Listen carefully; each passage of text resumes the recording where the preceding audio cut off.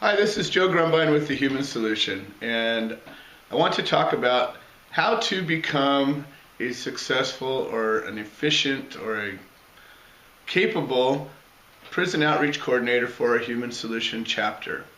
Originally, our prison outreach program came from Stephanie Landa's prison outreach program, and she would go around and set up a table and ask people to write cards to prisoners, and she had a little book and it told about some of these POW stories. Well, since that time, we've grown in both size and ability, so we've gone from just writing some letters, which of course we encourage, but we now have over 150 prisoners that are in mostly federal prison, but oftentimes state prison for pot. And these are all pot prisoners, and 50 of them are serving life. And most people don't even have any idea that that is even happening. So I would say that your first role as a prison outreach coordinator is to have a way to reach out to people to let them know that we have people in America, actually all around the world, that are being locked up in prison for pot. The second step, I would say, is to make it available, easy for them to write a letter.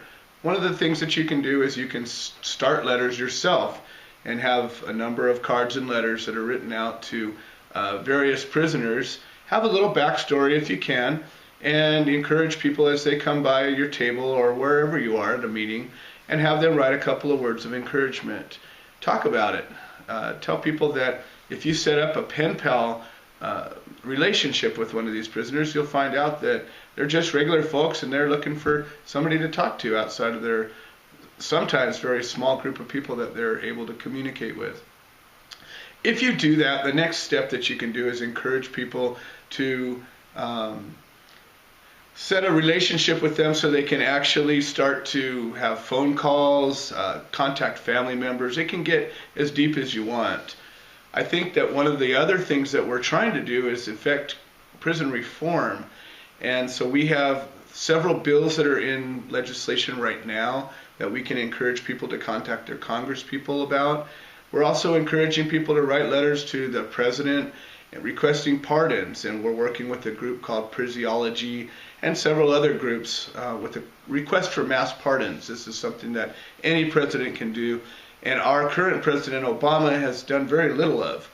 And so we're encouraging people to reach out and establish a relationship with their elected officials and requesting these pardons, commutations, amnesty,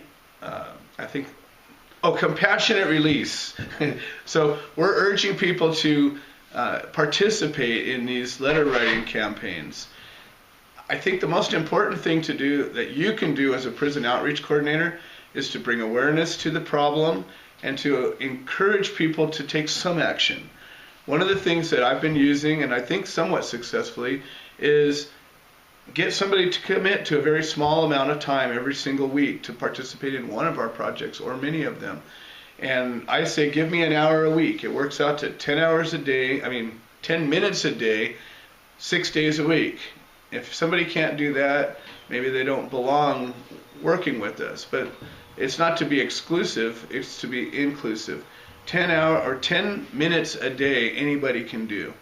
And with 10 minutes a day, you can make a profound difference. So I think, find some sort of a hook to get people to commit, and then bring people into a project. We're currently learning how to effectively write letters of compassionate release and clemency, and as we get more skilled at that, we'll have more to offer. So one of the things that I want all of the one of the things that I want all of the prison outreach coordinators to do is to get to know the other prison outreach coordinators, and we're going to share information. We're going to begin doing regular conference calls just as a prison outreach organization. As our 501c3 comes together, we're going to have more abilities to create prison programs, to get inside and start to encouraging visitation and more things like that. So I guess one of the other things that you can do as a prison outreach coordinator is to find the local prisoners and reach out to them and get qualified to visit them and encourage other people to do the same. So that's pretty much it. Oh, one more thing that you can do as a prison outreach coordinator is we can raise money for the prisoners. And one of the things that we do is we put money on their books. Sometimes we purchase books or get books donated to send to them. Coralinks is another thing that you can encourage people to do. Coralinks is an email system through the Bureau of Prisons. It doesn't cost anything. You can teach your members how to get a Coralinks account and then get requests from prisoners to interact with them via email.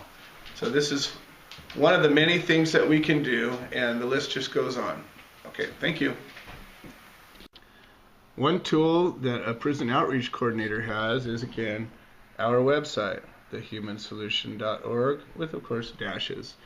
And if you look on the website, we have a prison outreach program button. Click on that, and you'll find a number of other options here, including POW stories. And I think that that's one of the most important ones. If we have a new POW, you can click on Add a POW. Okay? One of the most important features we have here is our POW address list. This is actually a fairly comprehensive list of 150 plus prisoners, and they have their own stories. Okay? And one of the projects that we have is to go through all of these, and if they don't have a complete story, to reach out and get the complete story so that we can add it.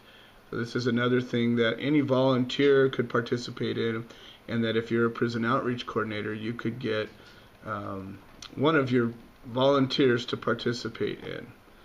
And then finally, of course, if you have a new POW, you can add it this way by going to the Add a POW page, and it's just another intake form.